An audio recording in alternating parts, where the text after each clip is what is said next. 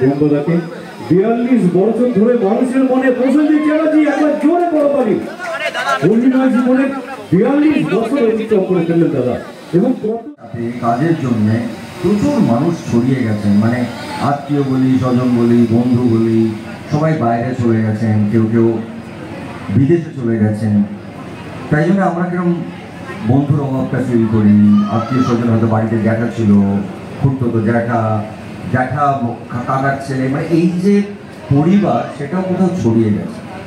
কিন্তু আমি মনে প্রাণে বিশ্বাস করি বছরে এই 5টা দিন, সেটা পাড়া হোক, বন্ধু হোক, আত্মীয় স্বজন হোক, মা যখন আসেন এই সবাইকে কিন্তু একটা পরিবার করে দেবেন। তো আপনারা এই যে পুজোটা আসবে, আপনারা এখানে দেখেও তাই মনে হচ্ছে যে আপনারা সবাই মা আসার পরে সবাই একই পরিবার, একসঙ্গে সকালে জমা দেওয়া, একসাথে অঞ্জলি দেওয়া, দুপুরবেলা খাওয়া দাওয়া করা, তারপরে দুপুরবেলা আড্ডা মারা, এটাই আমাদের বাঙালিদের